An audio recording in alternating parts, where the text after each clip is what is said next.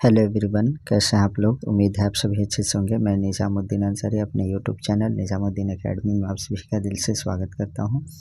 मित्रों, आइए आज हम लोग देखते हैं झारखंड सामान्य ज्ञान। झारखंड का इतिहास का ये सीरीज चल रहा है। झारखंड का जो है प्राचीन इतिहास हम लोग देख चुके हैं।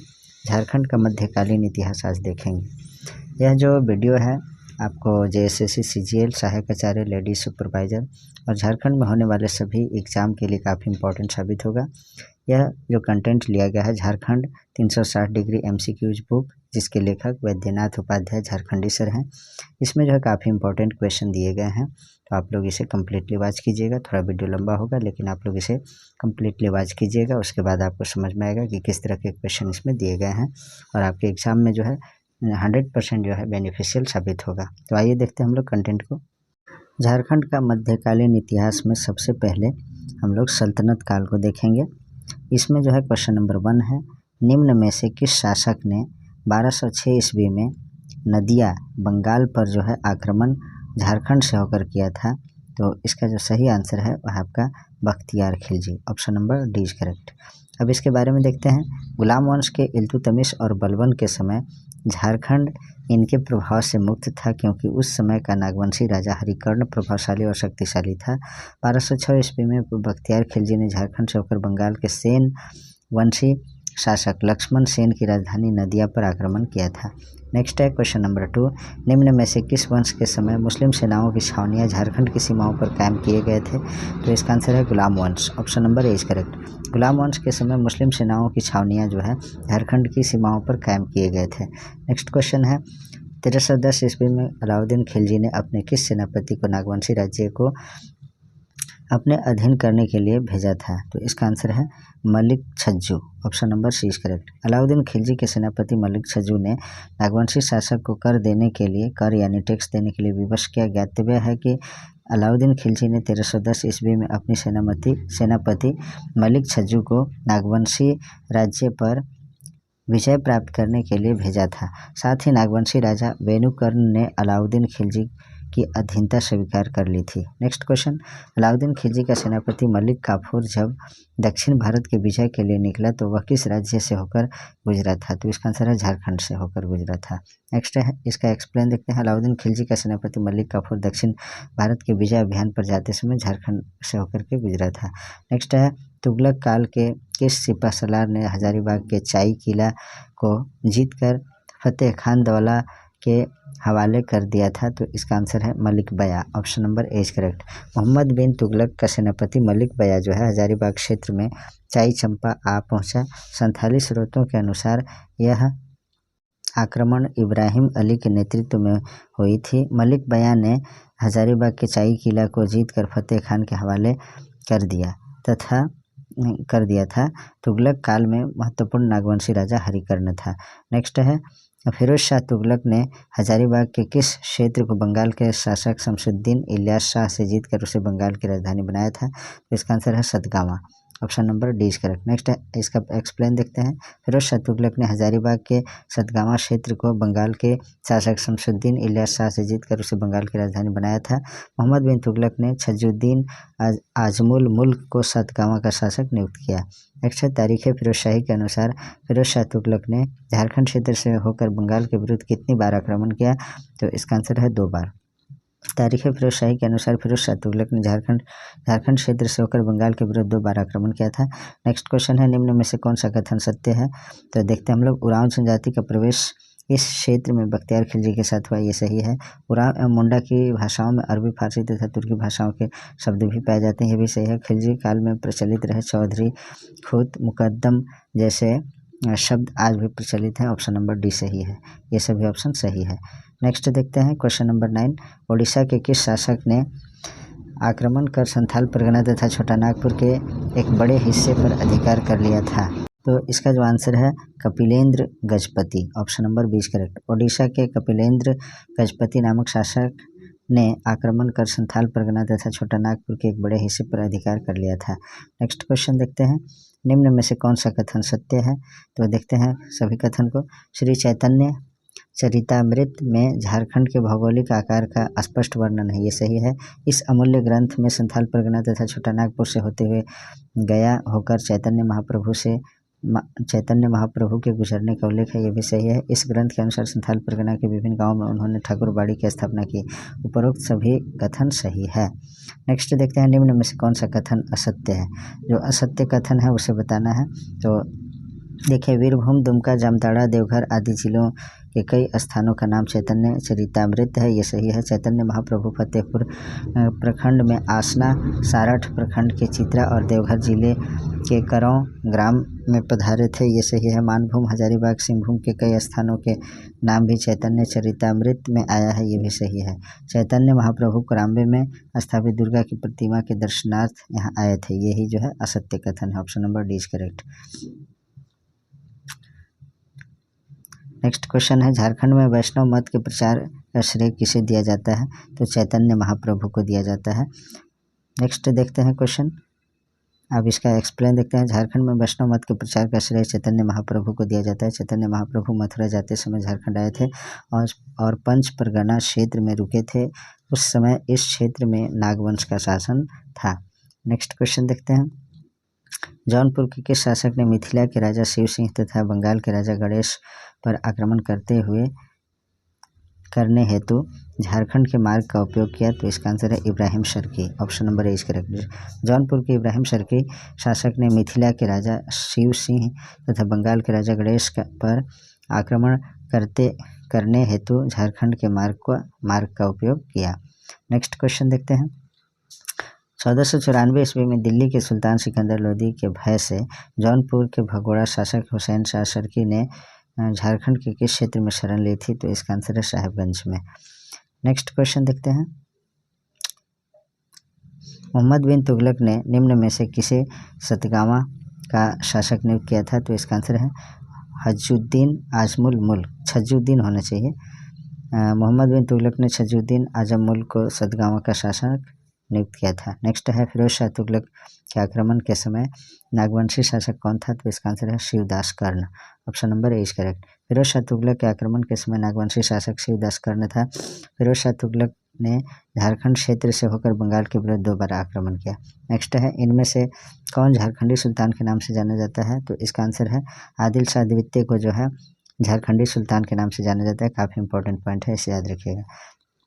नेक्स्ट देखते हैं, अब जो है आपका यहाँ से मुगल काल प्रारंभ होता है। मुगल काल में जो है पहला क्वेश्चन देखते हैं हम लोग, मुगल काल में झारखंड को किस नाम से जाना जाता था। ये काफ़ी इंपॉर्टेंट क्वेश्चन है। तो मुगल काल में झारखंड को खुखरा या कुकरा नाम से जाना जाता था। Option number D is correct. Babur Mughal का जो है वंश संस्थापक था। संपूर्ण मुगल काल में झारखंड को खुखरा या कुकरा कहा जाता था। मुगलों के समकालीन झारखंड में 2 स्थानीय शक्तियां सक्रिय थी, पलामू चेरो वंश और छोटा नागपुर में नागवंश। नेक्स्ट है, निम्न में से कौन सा कथन सत्य है। तो देखते हैं, बाबर हुमायूं के शासनकाल में झारखंड मुगल विरोधी अफगानों का आश्रय स्थल था, ये सही है। नासिर खान लुहानी से यह क्षेत्र अधिक प्रभावित हुआ था, ये भी सही है। शेर शाह ने मुगलों के विरुद्ध अपने संघर्ष में यहाँ के जंगलों का बहुलता के साथ उपयोग किया था, ये भी सही है। उपरोक्त सभी कथन सही है। Option number D is correct. Next है, अकबर का सेनापति मान सिंह अफगान विद्रोही जुनैद कररानी का पीछा करते हुए किस वर्ष सिंहभूम से गुजरा था। तो इसका आंसर है 1589 ईस्वी में। 1589 ईस्वी में बिहार का सूबेदार जो था मानसिंह ने चेरो राजा भगवत राय रणपत चेरो जिसे कहा जाता था उसको पराजित किया। इसके पश्चात सिंहभूम एवं मानभूम का क्षेत्र जीतकर मानभूम में पंचेत का किला जो है पंचेत किला का निर्माण किया था। साथ ही परा एवं तेलकुप्पी के मंदिरों का जीर्णोद्धार कराया। मान सिंह ने राजमहल क्षेत्र को भी जीता था तथा राजमहल जो साहिबगंज में है को अपनी राजधानी बनाया। साथ ही बरकोटा महल वाले नगरों को अकबर नगर का नाम दिया गया। 1575 ईस्वी के टकरोई की लड़ाई के बाद जुनैद कररानी ने बिहार जाने के क्रम में रामपुर वर्तमान में रामगढ़ में रुका, जहां इसका पीछा करते हुए मुगलों की सेना भी आ गई। यहां जुनैद कररानी और मुगलों की सेना के बीच हुए रामपुर की लड़ाई में मुगलों की जीत हुई। नेक्स्ट है, झारखंड में मुस्लिम प्रवेश का मार्ग प्रशस्त करने का श्रेय किसे जाता है। Sher Shah. Option number C is correct. Jharkhand में जो है मुस्लिम प्रवेश का मार्ग प्रशस्त कौन किया, शेर शाह। नेक्स्ट इसका जो है एक्सप्लेन देख लेते हैं हम लोग। झारखंड में मुस्लिम प्रवेश का मार्ग प्रशस्त करने का श्रेय शेरशाह को जाता है। शेरशाह के सेनापति खवास खां ने पलामू के चेर राजा महारत चेरो को पराजित किया तथा प्रसिद्ध सफ़ेद हाथी श्याम सुंदर अपने साथ ले गया। इस अभियान में दरिया खां ने खवास खां की मदद की। माना जाता है कि शेरशाह अपने सैनिकों के प्रशिक्षण के लिए पलामू क्षेत्र में अक्सर सैन्य अभियान करता था। शेरशाह अपने बंगाल अभियान के लिए भी झारखंड से होकर गुजरने वाले तेलियागढ़ मार्ग राजमहल की पहाड़ी के बीच में जो है का प्रयोग करता था। मुगल शासक अकबर ने कब झारखंड को अपना करदाता प्रदेश बनाया? तो इसका आंसर है 1585 ईस्वी में जो है मुगल शासक अकबर ने 1585 ईस्वी में झारखंड को अपना करदाता प्रदेश बनाया। नेक्स्ट है, शेरशाह ने बंगाल पर अधिकार के क्रम में झारखंड के किस रास्ते का उपयोग किया था? तो इसका आंसर है तेलियागढ़ का। Option number A is correct. Next है, शेरशाह ने बंगाल पर अधिकार के क्रम में झारखंड के तेलियागढ़ रास्ते का उपयोग किया था। इसका एक्सप्लेन है, 1539 ईस्वी में चौसा के युद्ध में शेरशाह ने मुगल शासक हुमायूं को पराजित कर रोहतास से वीरभूम तक अपने साम्राज्य का विस्तार किया था। आगे देखें, 1538 ईस्वी में शेरशाह ने अपने सेनापति खवास खां को किस चेरो राजा के विरुद्ध सैनिक कार्रवाई के लिए भेजा था? तो इसका आंसर है महारथ चेरो को। Option number D is correct. 1538 ईस्वी में शेरशाह ने अपने सेनापति खवास खां को महारथ चेरो राजा के विरुद्ध सैनिक कार्रवाई के लिए भेजा था। आगे क्वेश्चन है, अकबर के दरबारी इतिहासकार अबुल फजल ने अपनी कृति अकबरनामा में एवं शमसे सिराज अफीफ ने झारखंड क्षेत्र को किस शब्द से संबोधित किया है? तो इसका आंसर है खोखरा नाम से संबोधित किया है। Option number D is correct. Akbar के दरबारी इतिहासकार अबुल फजल ने अपनी कृति अकबरनामा में एवं शमसे सिराज अफीफ ने जो है झारखंड क्षेत्र को खोखरा शब्द से संबोधित किया है। निम्न में से कौन सा कथन असत्य है? जो असत्य कथन है उसे बताना है। शेरशाह के झारखंड पर आक्रमण का मुख्य उद्देश्य सफ़ेद हाथी श्याम सुंदर को प्राप्त करना था, ये भी सही है। इस आक्रमण में खवास खां का साथ दरिया खां ने भी दिया था, ये सही है। शेरशाह के समय ही झारखंड में शाही सिक्के का तेजी से प्रचलन हुआ, ये भी सही है। इस आक्रमण में शेरशाह को 2 बाघों की प्राप्ति हुई, ये गलत है। ऑप्शन नंबर डी सही होगा क्योंकि हमें गलत बताना था। इसमें जो है 2 बाघों की प्राप्ति नहीं हुई थी। अब बताइए आप लोग किन चीज़ों की प्राप्ति हुई थी? आप लोग बताइएगा कमेंट बॉक्स में। हुमायूं शेरशाह संघर्ष के दौरान शेरशाह ने अपने अनेक अभियानों में निम्न में से किस क्षेत्र का उपयोग किया था? तो इसका आंसर है झारखंड का। Option number C is correct. Humayun Shershah संघर्ष के दौरान शेरशाह ने अपने अनेक अभियानों में झारखंड क्षेत्र का उपयोग किया था। शेरशाह बंगाल जाते हुए झारखंड से पार हुआ था। जब वह स्वयं झारखंड पार कर रहा था, उसका पुत्र जलाल खां तेलियागढ़ी राजमहल के निकट साहिबगंज जिला की नाकेबंदी करने में लगा था। शेरशाह बंगाल के शासक से लूटी गई संपदा के साथ राजमहल के पास गंगा पार किया और मुगलों को चकमा देते हुए झारखंड के रास्ते रोहतासगढ़ पहुंचा और रोहतासगढ़ पर 1538 ईस्वी में अधिकार कर लिया। नेक्स्ट क्वेश्चन है, झारखंड को किस मुगल शासक ने सर्वप्रथम अपना करदाता प्रदेश बनाया था? तो अकबर ने। Option number C is correct. Next question देखते हैं, 1592 ईस्वी में अकबर ने राज प्रतिनिधि मानसिंह ने झारखंड के किस स्थान को बिहार एवं बंगाल की राजधानी बनाया? तो इसका आंसर है राजमहल को। Option number A is correct. 1592 ईस्वी में अकबर के राज प्रतिनिधि मानसिंह ने झारखंड के राजमहल को बिहार एवं बंगाल की राजधानी बनाया। परकोटा और महल वाले नगर का नाम अकबर नगर रखा गया। नगर का तीव्र गति से विकास हुआ और यह बंगाल की पुरानी राजधानी गौड़ से अधिक सुरक्षित और स्वास्थ्यप्रद समझा जाने लगा। अगला प्रश्न देखिए, अकबर ने 1585 ईस्वी में किसके नेतृत्व में नागवंशी शासक मधुकरण शाह के विरुद्ध विजय प्राप्त करने हेतु सेना भेजी थी, जिसमें मधुकरण शाह की पराजय हुई तथा उसने मालगुजारी देना स्वीकार किया? तो इसका आंसर है Shahbaz Khan Kambu. Option number B is correct. देखिए, अकबर ने 1585 ईस्वी में शहबाज खां कम्बू के नेतृत्व में नागवंशी शासक मधुकरण शाह के विरुद्ध विजय प्राप्त करने हेतु सेना भेजी थी, जिसमें मधुकरण शाह की पराजय हुई थी तथा उसने मालगुजारी देना स्वीकार किया। इस तरह बादशाही हुकूमत के साये में आने का उसे सौभाग्य प्राप्त हुआ। नागवंशी राजा मधुकरण शाह को बंदी बनाकर मुगल दरबार में लाया गया, जहां उसकी शारीरिक क्षमता एवं विनीत स्वभाव से प्रसन्न होकर बादशाह अकबर ने उसे स्वतंत्र कर खोखरा वापस भेज दिया। नेक्स्ट है, झारखंड के किस राजा ने उड़ीसा के अफगान शासक कुतलुग खां के विरुद्ध मुगलों के अभियान में मानसिंह का साथ दिया था? तो इसका आंसर है Madhukaran Shah. Option number C is correct. Jharkhand के मधुकरण शाह ने उड़ीसा के अफगान शासक कुतलुग खां के विरुद्ध मुगलों के अभियान जो 1590 से 92 तक चला था में मान सिंह का साथ दिया था। नेक्स्ट है सिंहभूम के पुराहाट वंश ने मुगलों की अधीनता किस वर्ष स्वीकार की? तो इसका आंसर है 1591-92 में। सिंहभूम के पुराहाट वंश ने मुगलों की अधीनता 1591-92 में स्वीकार की। राजा मान सिंह को बिहार झारखंड का सूबेदार किस वर्ष नियुक्त किया गया? तो इसका आंसर है 1589 ईस्वी में। नेक्स्ट क्वेश्चन देखते हैं, इब्राहिम खान ने किस वर्ष खुखरा के नागवंशी राजा दुर्जन शाल को हराकर शंख नदी पर कब्जा किया? तो इसका आंसर है 1617 ईस्वी में। इब्राहिम खान ने 1617 ईस्वी में खुखरा के नागवंशी राजा दुर्जन शाल को हराकर शंख नदी पर कब्जा किया। हालांकि बाद में दुर्जन शाल को शाह की उपाधि दी गई तथा कैद से मुक्त कर दिया गया, जबकि दुर्जन शाल ने जहांगीर को 6000 रुपये वार्षिक कर देना स्वीकार किया। नेक्स्ट क्वेश्चन है, राजा मानसिंह ने पलामू के किस चेरो राजा को पराजित कर उसे मुगलों की अधीनता स्वीकार करने को विवश किया था? तो इसका आंसर है भागवत राय, ऑप्शन नंबर डी करेक्ट। राजा मानसिंह ने पलामू के भागवत राय चेरो राजा जो था उसको पराजित करके उसे मुगलों के अधीनता स्वीकार करने को विवश किया था। नेक्स्ट क्वेश्चन देखते हैं, निम्न में से कौन सा कथन सत्य है? तो भागवत राय को पराजित करके 54 हाथियां अकबर के समक्ष पेश किया गया, ये सही है। आईने अकबरी के अनुसार हजारीबाग के 2 स्थान क्षय और चंपा परगने के रूप में सूबा बिहार में शामिल थे, ये भी सही है। शाहबाज खां कम्बू ने नागवंशी राजा मधुकर शाह को पराजित किया, ये भी सही है। उपरोक्त सभी कथन सही है, इसलिए ऑप्शन नंबर डी करेक्ट। सभी स्टेटमेंट इसलिए पढ़ना जरूरी है क्योंकि देखिए फर्स्ट स्टेटमेंट जो है 19 में भागवत राय को पराजित करके 54 हाथियां अकबर के समक्ष पेश किया गया। इसी में क्वेश्चन बनाया जा सकता है कि कितने हाथियां को जो है अकबर के समक्ष पेश किया गया था भागवत राय को पराजित करने के बाद, तो 54 हाथियां, तो इसलिए इन सभी को देखना आवश्यक है। आगे देखते हैं हम लोग, किस मुगल शासक के समय झारखंड पर मुगलों का अधिकार स्थापित हुआ? तो इसका आंसर है Jahangir, option number 20 correct. Jahangir Mughal शासक के समय झारखंड पर मुगलों का अधिकार स्थापित हुआ। जहांगीर के समय शंख नदी हीरों के लिए प्रसिद्ध था।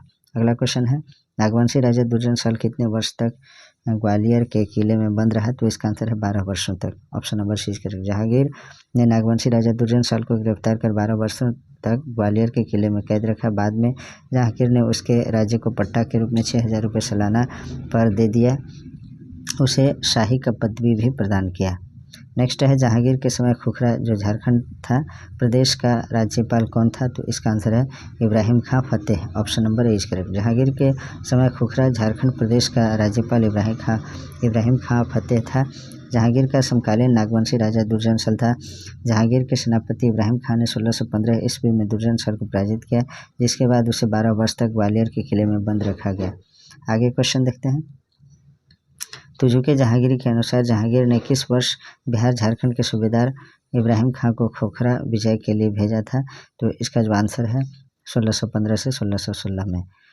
तुजुके जहांगीरी के अनुसार जहांगीर ने 1615 से 1616 ईस्वी में बिहार झारखंड के सूबेदार इब्राहिम खां को खोखरा विजय के लिए भेजा था। सुमेलित करें तो इसका जो सही सुमेलन है, डायरेक्ट सही सुमेलन को देखते हैं। शासक औरंगजेब था और सेनापति दाऊद खां। शाहजहां के शासनकाल में जो है शाइस्ता खां सेनापति, जहांगीर के शासनकाल में इब्राहिम खां और अकबर के शासनकाल में शाहबाज खां सेनापति था। नेक्स्ट देखते हैं, औरंगजेब के शासनकाल में नागवंशी राजा कौन था? तो इसका आंसर है Raghunath Shah, option number D correct. Aurangzeb के समकालीन नागवंशी राजा रघुनाथ शाह हुए, जो अत्यंत धार्मिक और दीनी स्वभाव के व्यक्ति थे। इसके बाद राम शाह राजा बने। इस दौरान मुगल और नागवंशी राजाओं के बीच मधुर संबंध रहे। नेक्स्ट है, निम्न में से कौन सा नागवंशी राजा हीरा का सबसे बड़ा पारखी था? तो इसका आंसर है दुर्जन शाह जो है हीरा का सबसे बड़ा पारखी व्यक्ति था, पारखी राजा था। कौन? दुर्जन शाह। दुर्जन शाह जो है नागवंशी राजा था और हीरा का सबसे बड़ा पारखी था। दुर्जन शाह नागवंशी राजा हीरा का सबसे बड़ा पारखी था। 1527 ईस्वी में जब मुगल दरबार में एक हीरे की असलियत को लेकर विवाद पैदा हो गया, तो बादशाह जहांगीर ने हीरों की पारखी के रूप में प्रसिद्ध दुर्जन शाह को ग्वालियर के किले से शाही दरबार में बुलाया। दुर्जन शाह ने हीरे की पहचान कर ली। इससे खुश होकर जहांगीर जो है उन्हें शाह की उपाधि प्रदान की और कैद से रिहा कर दिया, मुक्त कर दिया। आगे देखिए, निम्न में से कौन सा चेरो राजा जहांगीर के समकालीन थे? तो इसका आंसर है अनंत राय और सहबल राय जहांगीर के समकालीन थे। ए और बी दोनों सही है, option number D is correct. Next देखते हैं, निम्न में से किस चेरो राजा को पराजित कर दिल्ली लाया गया जहां शेर के साथ लड़ाकर उसे मार डाला? तो इसका आंसर है सहबल राय को, option number C is correct. Sahbal Rai Chero राजा को पराजित कर दिल्ली लाया गया जहां शेर के साथ लड़ाकर उसे मार डाला गया। नेक्स्ट है, शाहजहां के दूसरे पुत्र शाह शुजा ने बंगाल के सूबेदार बनने के पश्चात झारखंड के किस स्थल को अपनी राजधानी बनाया? तो इसका आंसर है राजमहल को, option number B is correct. Shahjahan के दूसरे पुत्र शाह शुजा ने बंगाल के सूबेदार बनने के बाद झारखंड के राजमहल को अपनी राजधानी बनाया। नेक्स्ट क्वेश्चन है, शाहजहां ने बिहार के किस सूबेदार को पलामू पर अधिकार करने तथा चेरो राजा प्रताप राय को मार भगाने का आदेश दिया था? तो इसका आंसर है Shaista Khan, option number A is correct. Shahjahan ने बिहार के शाइस्ता खां सूबेदार को पलामू पर अधिकार करने तथा चेरो राजा प्रताप राय को मार भगाने का आदेश दिया था। शाहजहां के समकालीन चेरो राजा तेज राय और प्रताप राय हुए। इनके खिलाफ जो है शाइस्ता खां ने 1642 ईस्वी में अभियान किया और प्रताप राय को पराजित कर 80,000 रुपये वार्षिक नजराना वसूला। पुनः 1643 ईस्वी में जबरदस्त खां ने पलामू आक्रमण कर प्रताप राय के साथ संधि की, जिसके तहत प्रताप राय को मुगलों की मनसबदारी यानी जमींदारी दी। आगे देखते हैं, निम्न में से कौन सा कथन सत्य है? शाइस्ता खां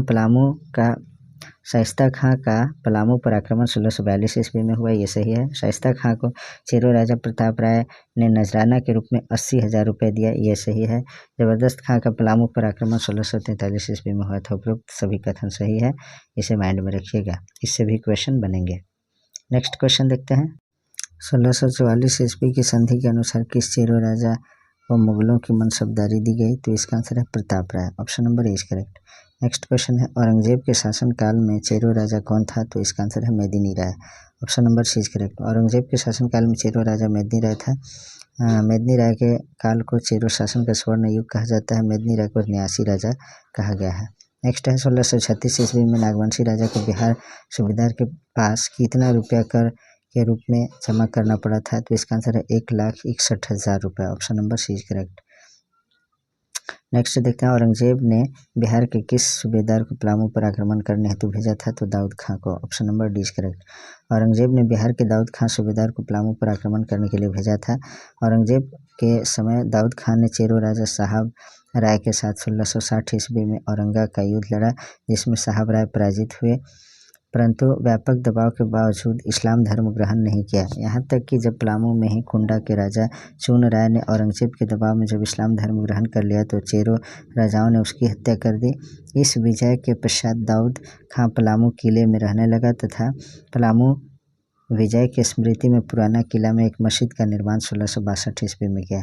नेक्स्ट क्वेश्चन है, चेरो परंपरा के अनुसार पलामू के किस चेरो राजा ने रघुनाथ शाह के समय दोईसा पर आक्रमण किया था? तो इसका आंसर है Medini Rai, option number C is correct. Chero परंपरा के अनुसार पलामू के मेदिनी राय चेरो राजा ने रघुनाथ शाह के समय दोईसा पर आक्रमण किया था। नेक्स्ट क्वेश्चन देखते हैं, निम्न में से किस चेरो राजा ने दोईसा को तहस नहस कर नवरत्नगढ़ का प्रसिद्ध नागपुर दरवाजा पलामू ले जाकर नए किले में लगवाया? तो इसका आंसर है मेदिनी राय।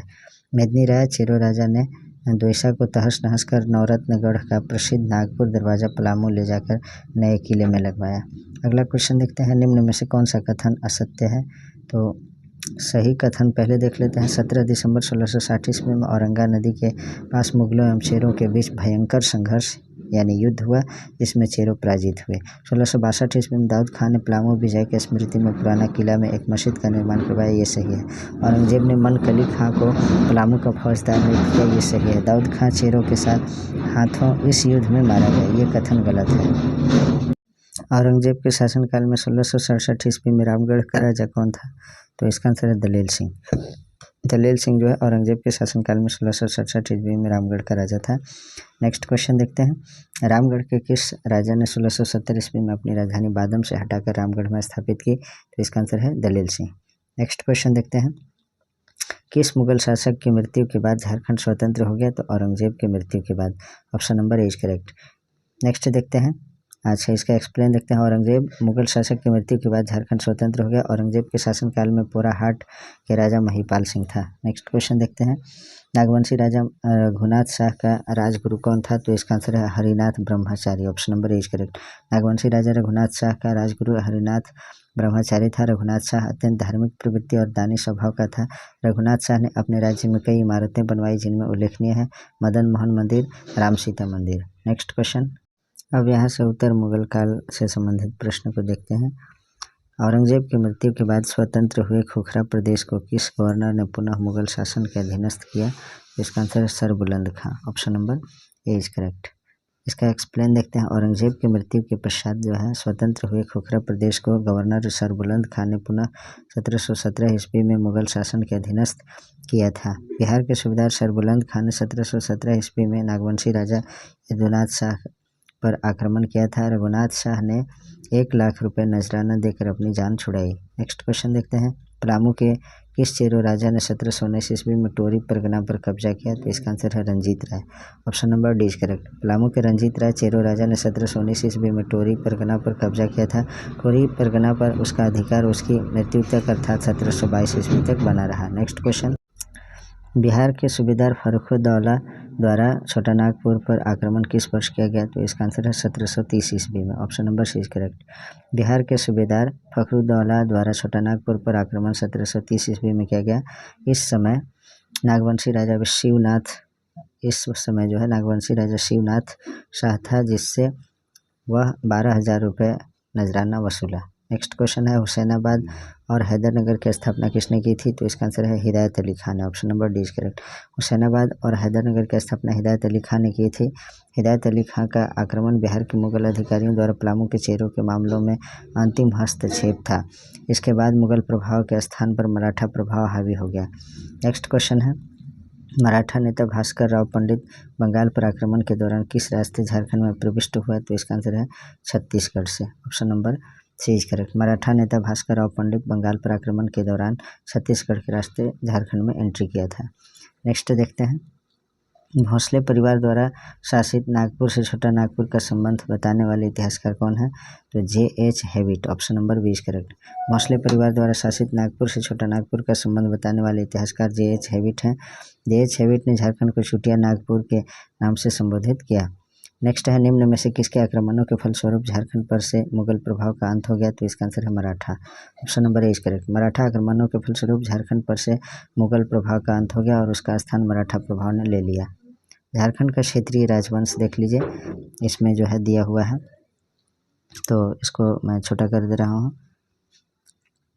इस तरह से जो उस समय का था नक्शा, ये पलामू राज था, इधर पलामू केंदी राज चतरा जिला में था। तो इस तरह से जो है बना हुआ था पहले झारखंड का नक्शा। पहले का है ये झारखंड का क्षेत्रीय राजवंश, यानी राजा महाराजा लोग किस तरह से राज करते थे, ये जो है आपका बना हुआ है। आगे देखते हैं हम लोग 81 नंबर क्वेश्चन। निम्नलिखित में से कौन सा कथन सही है? तो इसका जो सही आंसर है वह आपका, जो कथन सही है उसको मैं डायरेक्ट पढ़ रहा हूँ। झारखंड में मुंडा जनजाति का प्रवेश 600 ईसा पूर्व में माना जाता है, ये सही कथन है। मुंडा झारखंड के प्रथम जनजाति थे जिन्होंने राज्य निर्माण की प्रक्रिया को आरंभ किया, ये भी सही है। मुंडा जनजाति के प्रसिद्ध आदि पुरुष ऋषा मुंडा ने राज्य निर्माण की प्रक्रिया शुरू की और अपने द्वारा स्थापित राज्य का नाम सुतिया नागखंड रखा। तो 1, 2, 3 ये तीनों स्टेटमेंट सही है, इसलिए ऑप्शन नंबर बी इसमें सही होगा। अगला क्वेश्चन देखते हैं हम लोग। निम्नलिखित में से कौन सा कथन सही है? तो जो कथन सही है उसके बारे में देखते हैं। इसमें जो है चारों कथन सही है। पढ़ते हैं स्टेटमेंट को। नागवंश के संस्थापक फनी मुकुट राय थे, जिन्हें नागवंश का आदि पुरुष भी कहा जाता था, ये सही है। इन्होंने 64 ईस्वी यानी प्रथम सदी में नागवंशी राज्य की स्थापना की तथा सुत्यांबे को राजधानी बनाया, ये भी सही है। इनका विवाह पंचायत राज्य के गोवंशी क्षत्रियों के यहाँ हुआ तथा पंचायत राज्य की सहायता से ही इन्होंने केवझर राज्य को पराजित कर अपने अधीन किया, ये भी सही है। इन्होंने अपने शासनकाल में बाहरी लोगों को झारखंड क्षेत्र में आने के लिए आमंत्रित किया तथा बनारस से आए भवराय श्रीवास्तव को अपना दीवान नियुक्त किया। तो उपरोक्त सभी कथन सही है। Option number D is correct. आगे देखते हैं हम लोग। निम्नलिखित में से कौन से कथन सही हैं? तो इसमें जो है कथन 2, 3 और 4 सही है, इसको डायरेक्ट पढ़ते हैं, बाकी छोड़ते हैं। तो इसके अलावे किसके अलावे ये स्टेटमेंट 2 में दिया गया है। इसके अलावे जगन्नाथपुरी से आने वाले एक पांडे के द्वारा ठाकुरबाड़ी में एक मूर्ति की स्थापना भी करवाई तथा उस पांडे को सोरंदा एवं महुगांव नामक ग्राम देकर वहां बसाया, ये कथन है। कथन 2 है। कथन 3 देखते हैं। एक कथानक के अनुसार झारखंड को विष्णु पुराण में नागद्वीप कहा जाता था। यह क्षेत्र नाग जाति के लिए प्रसिद्ध था। यह भी सही है। नागवंश के कारण झारखंड की संस्कृति में पहली बार गैर आदिवासी समाज सदान मूलवासी का विस्तारीकरण हुआ। तो 2, 3, 4 ऑप्शन सही है, इसलिए ऑप्शन नंबर सी सही होगा। अब इसमें देखते हैं हम लोग सुमेलित करें, तो इसका डायरेक्ट मैं सही सुमेलन को देखता हूँ। राजधानी सुत्याम्बे किसका था? तो राजा फनी मुकुट राय का जो है राजधानी कहाँ था? सुत्याम्बे में था। प्रताप राय का चुटिया में था। भीमकर्ण का खुखरा में था। और दुर्जन शाह का जो राजधानी था दोईसा में था। इसे माइंड में रखिएगा। सुमेलित करें, तो इसको भी मैं डायरेक्ट देख रहा हूँ क्योंकि वीडियो लंबा हो जाता है तो लोगों को देखने में थोड़ा असुविधा होता है। रातूगढ़ राजधानी किसका था? तो उदयनाथ शाहदेव का रातूगढ़ राजधानी था। जगन्नाथ शाहदेव पालकोट भैरव, जगन्नाथ शाहदेव की राजधानी पालकोट भैरव, और यदुनाथ शाह का पालकोट में था, और एनी शाह का शतरंजी में था। इसे याद रखेंगे। नेक्स्ट है, निम्नलिखित में से कौन सा कथन सही है? तो देखिए इसमें जो है चारों कथन सही है। नागवंश के प्रथम राजा भीमकर्ण थे, जिन्होंने राय की जगह कर्ण की उपाधि ली, जो छोटा नागपुर क्षेत्र पर कलचुरी नरेश लक्ष्मी कर्ण के प्रभाव या नागवंशियों से मित्रता का प्रतीक है। इन्होंने चुटिया की जगह खुखरा को अपनी राजधानी बनाई तथा यहाँ भीमसागर झील का निर्माण किया। ये सही है। इन्होंने सरगुजा जो पलामू के हलवंशी रक्षेल राजा के साथ बरवा का युद्ध लड़ा, जिसमें रक्षेल राजा पराजित हुए। ये भी सही है। भीमकर्ण ने रक्षेल क्षेत्र में लूटपाट की तथा वासुदेव की एक मूर्ति भी प्राप्त की। चारों कथन जो है इसमें सही है, इसलिए ऑप्शन नंबर डी सही होगा। आगे देखते हैं क्वेश्चन। निम्नलिखित में से कौन सा कथन सही है? दुर्जन शाह जो है जहांगीर का समकालीन था। इसने दोईसा को अपनी राजधानी बनाई। ये सही है। दोईसा तीनों ओर पहाड़ों से तथा एक और दक्षिणी कोयल नदी से घिरा हुआ था। ये भी सही है। यह कई सुंदर भवनों के साथ साथ नवरत्नगढ़ नामक महल निर्मित कराया। तो ये तीनों स्टेटमेंट जो है सही है, 1, 2, 3, इसलिए ऑप्शन नंबर बी सही होगा। आगे देखते हैं। निम्नलिखित में से कौन सा कथन सही है? तो दुर्जन शाह हीरे के पारखी व्यक्ति थे। ये सही है। इसे जहांगीर के सेनापति इब्राहिम खां ने पराजित किया। ये विषय है। बाद में 6,000 रुपये वार्षिक कर देने के बदले इन्हें मुक्त कर दिया गया। ये सही है। और ये जो है फर्स्ट, सेकंड, थर्ड, ये तीनों स्टेटमेंट सही है। नेक्स्ट क्वेश्चन देखते हैं। निम्नलिखित में से कौन सा कथन सही है? तो देखते हैं इसमें जो कथन सही है उसके बारे में सिर्फ देखते हैं। दूसरा कथन है, इन्होंने रांची स्थित रघुनाथ शाह जी के बारे में बताया जा रहा है। इन्होंने रांची स्थित बेड़मो में मदन मोहन मंदिर, रांची स्थित चुटिया में राम सीता मंदिर का निर्माण करवाया। राम सीता मंदिर के निर्माण में हरि ब्रह्मचारी ने मुख्य भूमिका निभाई। उदयनाथ शाहदेव ने पालकोट भैरव की जगह रातूगढ़ को राजधानी बनाई। रातूगढ़ नागवंशी राजाओं की अंतिम राजधानी तथा क्रम से 8वीं राजधानी थी। तो दूसरा, तीसरा और चौथा ये ऑप्शन सही है। रघुनाथ शाह जो है जहांगीर के समकालीन न होकर औरंगजेब के समकालीन थे।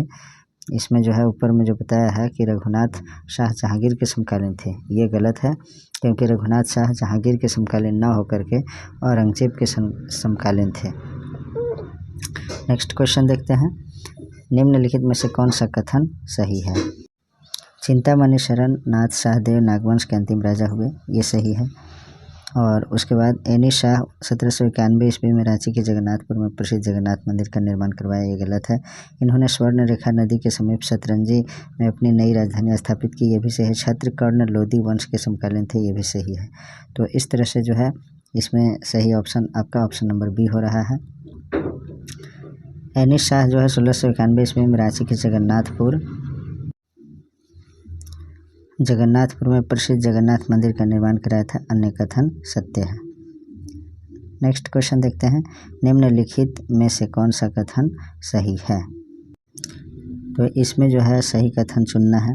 प्रताप कर्ण के शासनकाल में नागवंशियों के अधीन रहने वाले तमाड़ के घाटवाल राजाओं ने विद्रोह किया था। ये सही है। नागवंशियों की राजधानी खुखरागढ़ को घेर कर प्रताप राय को बंदी बना लिया गया था। ये भी सही है। खैरागढ़ के खरवार सरदार बागदेव की सहायता से इन्होंने घटवालों को पराजित किया। विजय पश्चात प्रतापगढ़ ने बागदेव को कर्णपुरा परगना का राजा बनाया, जिससे रामगढ़ राजवंश की नींव पड़ी। तो दूसरा, तीसरा, चौथा सही ऑप्शन है। Option number C is correct.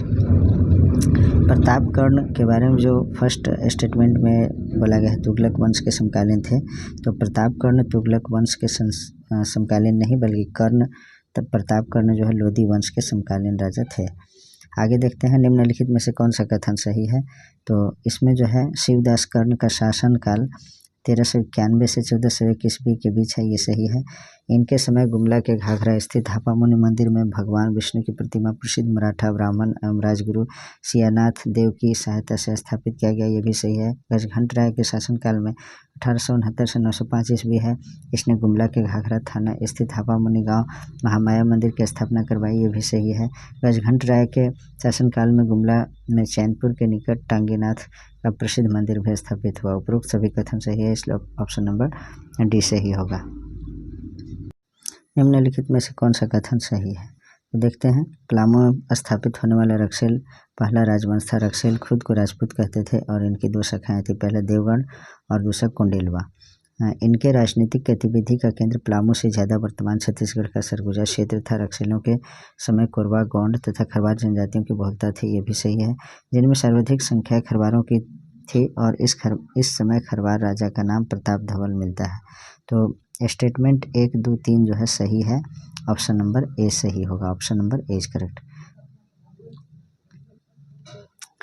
आगे देखते हैं हम लोग निम्नलिखित में से कौन सा कथन सही है। तो देखते हैं चेरो राजवंश का उदय मुख्य रूप से पलामू क्षेत्र में हुआ, ये सही है। इन्होंने पलामू में चेरो वंश की स्थापना की। इनके प्रमुख राजा हुए भगवत राय, महारथ चेरो, अनंत राय, मेदिनी राय। इन्होंने रक्सेल वंश को पराजित कर इस क्षेत्र में अपना प्रभुत्व कायम किया था। आधुनिक पलामू के निर्माता होने का श्रेय इन्हें दिया जाता है, option number D is correct. अगला क्वेश्चन देखते हैं निम्नलिखित में से कौन सा कथन सही है, तो सही कथन बताना है। महारथ चेरो के शासनकाल में शेर शाह के सेनापति ख्वास खान ने चेरो के ऊपर आक्रमण किया, ये सही है।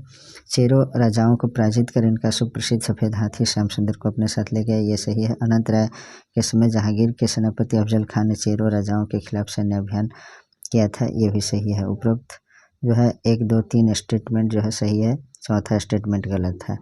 प्रताप राय ने पुराना पलामू किला का निर्माण कराया था तथा नया पलामू किला का निर्माण मेदिनी राय ने करवाया था, जिसके काल को चेरो शासन का स्वर्ण युग कहा जाता है। अगला क्वेश्चन देखते हैं निम्नलिखित में से कौन सा कथन सही है। देखते हैं मेदिनी राय चेरो वंश के महानतम राजा है। इनका शासनकाल जो है 1558 से 1574 ईस्वी था, ये गलत है, पहला स्टेटमेंट गलत है। ये औरंगजेब के समकालीन थे। मेदिनी राय जो है औरंगजेब के समकालीन थे। इन्होंने नया पलामू किला का निर्माण कराया। इसका शासनकाल चेरो राजवंश का स्वर्ण युग कहलाता है, ये सही है। साथ ही मेदिनी राय को न्यासी राजा भी कहते हैं। मेदिनी राय ने नागवंशी राजा रघुनाथ शाह के समय उनकी राजधानी दोईसा पर भी आक्रमण किया और रत्नगढ़ का विशाल प्रस्तर दरवाज़ा उखाड़कर अपने पलामू के किले में लगवाया, जिसे वर्तमान में नागपुर दरवाज़ा कहा जाता है। तो 2, 3 और 4 ये तीनों स्टेटमेंट सही है, इसलिए ऑप्शन नंबर सी सही होगा। आगे देखते हैं हम लोग निम्नलिखित में से कौन सा कथन सही है। तो जो कथन सही है उसके बारे में देखते हैं। मेदिनी राय के शासनकाल में पलामू आर्थिक संपन्नता से युक्त था, ये सही है। पलामू में पशुपालन के विकास के कारण यह कहावत प्रचलित हुई, धनी धनी राजा मेदिनिया, घरे घरे बाजे हैं मथनिया। ये दोनों स्टेटमेंट सही है, 1 और 2 सही है। 1660 ईस्वी में औरंगजेब सेनापति दाऊद खान ने मेदिनी राय को पराजित किया, जिसके बाद मेदिनी राय सरगुजा भाग गए थे। नेक्स्ट देखते हैं 100 नंबर क्वेश्चन, निम्नलिखित में कौन सा कथन सही है। तो इसमें जो कथन सही है उसके बारे में देखते हैं। देखिए, मुगल कालीन पुस्तक आलमगीर नामा तथा पादशाह नामा के अनुसार 1760 में औरंगा का युद्ध औरंगजेब सेनापति दाऊद खां और साहब राय के बीच लड़ा गया, ये गलत स्टेटमेंट है। दूसरा जो है जिसमें साहब राय पराजित हुए और जंगलों में शरण लिया, ये सही है। रंजीत राय मुगल सूबेदार इब्राहिम खान ने 1,40,000 वार्षिक कर के बदले पलामू की गद्दी पर बैठाया, ये सही है। रंजीत राय के चचेरे भाई जय किशन ने इन्हें पदच्युत किया, ये जो है आपका सही है।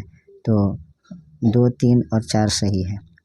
मुगल कालीन पुस्तक आलमगीर नामा तथा पादशाह नामा के अनुसार 1660 में औरंगा का युद्ध औरंगजेब सेनापति दाऊद खां और साहब राय के बीच लड़ा गया था। अगला क्वेश्चन देखते हैं हम लोग, निम्नलिखित में से कौन सा कथन सही है। हजारीबाग से प्राप्त दूध पानी शिलालेख से मानभूम राजवंश का इतिहास मिलना आरंभ होता है, ये सही है। 14वीं सदी में धनबाद में कवि गंगाधर द्वारा लिखा गया गोविंदपुर शिलालेख से इनकी पुष्टि की जाती है। इन अभिलेखों के अनुसार मान राजवंश मानभूम एवं हजारीबाग क्षेत्र फैला हुआ था। 1, 2, 3 स्टेटमेंट सही है, इसलिए ऑप्शन नंबर सी सही होगा। इस वंश के राजाओं ने सबर जनजाति की महिलाओं पर घोर अत्याचार किया, परिणामतः सबर जनजाति मानभूम छोड़कर पंचायत क्षेत्र में चले गए थे। अगला क्वेश्चन देखते हैं हम लोग, निम्नलिखित में से कौन से कथन सही हैं? तो देखिए, पंचायत राज मानभूम अर्थात धनबाद का यह सर्वाधिक शक्तिशाली राज्य था, ये सही है। फिर है, यहाँ के राजा का राज चिन्ह कपिला गाय का पूंछ अर्थात चंवर था, ये भी सही है। साथ ही यहाँ के राजा गौमुखी राजा कहलाते थे, ये भी सही है। तो 1, 2 और 4 स्टेटमेंट सही है, इसलिए ऑप्शन नंबर बी सही होगा। मुगलों के कर वृद्धि और तबाही के कारण पंचायत राजाओं ने अधिक दुर्गम और सुरक्षित स्थान के तौर पर झालदा में अपनी राजधानी बनाई थी। अगला क्वेश्चन है, निम्नलिखित में से कौन सा कथन सही है? तो देखिए, ऐतिहासिक स्रोतों के अनुसार सिंहभूम ने ढालभूम क्षेत्र में ढाल वंश का शासन था और यहाँ व्यापक रूप से नर बलि का प्रचलन था। हो जनजाति के अनुसार हो समुदाय के प्रमुख देवता सिंह बोंगा के नाम पर इस क्षेत्र का नाम सिंहभूम रखा गया, ये भी सही है। सिंह वंश के पारिवारिक इतिहास ग्रंथ वंश प्रभा लेखन के अनुसार इस क्षेत्र में सिंह वंश के 2 शाखाओं ने शासन किया, ये भी सही है। इस वंश के शासक राजस्थान के राठौर राजपूतों के वंशज थे, ये भी सही है। उपयुक्त सभी कथन सही है, इसलिए ऑप्शन नंबर डी सही होगा। अगला क्वेश्चन देखते हैं, निम्नलिखित में से कौन सा कथन सही है? तो इसका जो सही कथन है वह आपका दूसरा और चौथा। देखते हैं, इस राजवंश यानी सिंह राजवंश में कुल 13 राजाओं ने शासन किया, ये सही है। इनके पश्चात जो है इस वंश में युधिष्ठिर, काशीराम सिंह, अच्युत सिंह एवं जगन्नाथ सिंह जैसे कई राजा हुए। तो दूसरा और तीसरा सही है। सिंह वंश की पहली शाखा की स्थापना 8वीं सदी में हुई थी और इसके संस्थापक काशीनाथ सिंह थे, जबकि सिंह वंश की दूसरी शाखा की स्थापना 1205 ईस्वी में दर्प नारायण सिंह के द्वारा किया गया। आगे देखते हैं हम लोग, अब लास्ट ही है। नेक्स्ट क्वेश्चन देखते हैं, निम्नलिखित में से कौन सा कथन सही है? तो 1368 ईस्वी में बागदेव सिंह ने रामगढ़ राज्य की स्थापना की, ये सही है। बागदेव सिंह आरंभ में नागवंशी शासकों के अधीन थे, परंतु बाद में नागवंशी राजाओं से मतभेद होने पर स्वतंत्र राज्य की स्थापना कर ली। इस वंश के राजाओं ने अपने राज्य की सुरक्षा के लिए समय समय पर 6 राजधानी को विकसित किया। इनकी प्रथम राजधानी सीसिया और अंतिम राजधानी पद्मा थी। उपर्युक्त सभी कथन सही है, option number D is correct. सुमेलित करें, सही सुमेलन डायरेक्ट हम लोग देखते हैं। राजधानी सीसिया था, किस राजा का? तो बलदेव सिंह का सीसिया और हेमंत सिंह का बादम। दलील सिंह का राजधानी रामगढ़ और इचाक जो था तेज सिंह की राजधानी। ये सब देख लीजिए। नेक्स्ट देखते हैं हम लोग, निम्नलिखित में से सही कथन बताएं। तो सही कथन कौन कौन है देखते हैं। खड़गडीहा राजवंश की स्थापना 15वीं शताब्दी में हजारीबाग क्षेत्र में हंस राजदेव ने किया था, ये सही है। हंस राजदेव मूलतः दक्षिण भारत के ब्राह्मण थे और इन्होंने उत्तर भारतीय ब्राह्मणों के साथ वैवाहिक संबंध स्थापित किए, ये भी सही है। हंस राजदेव ने हजारीबाग के वंदावत जाति को पराजित कर खड़गडीहा राज्य स्थापित किया था, ये भी सही है। तो 1, 2, 3 स्टेटमेंट सही है। चौथा स्टेटमेंट जो है कुंडा रियासत पलामू में स्थित है, गलत है, क्योंकि कुंडा रियासत जो है हजारीबाग जिले में स्थित है। बाकी सभी कथन सत्य है। तो मित्रों, आज जो है झारखंड का मध्यकालीन इतिहास एक ही वीडियो में मैंने समाप्त कर दिया है। पिछले सभी वीडियो को आप लोग देख लीजिएगा, प्लेलिस्ट चेक करके। मैंने प्लेलिस्ट भी बना रखा है और झारखंड के जिस किसी भी एग्ज़ाम की आप तैयारी कर रहे हैं, जैसे CCGL हो गया और जो लेडीज़ सुपरवाइज़र की तैयारी, या फिर आप सहायक आचार्य कक्षा 6 से 8 और 1 से 5 तक की भी तैयारी कर रहे होंगे, तो इन सभी के लिए आपको जो है बेनिफिशियल साबित होगा। और अपने सभी मित्रों तक अवश्य शेयर कीजिए और एक प्यारा सा कमेंट अवश्य कीजिए, क्योंकि जब आप कमेंट करते हैं तो मुझे भी मोटिवेशन मिलता है। Please like, comment, share and subscribe our YouTube channel Nizamuddin academy. Thanks for watching.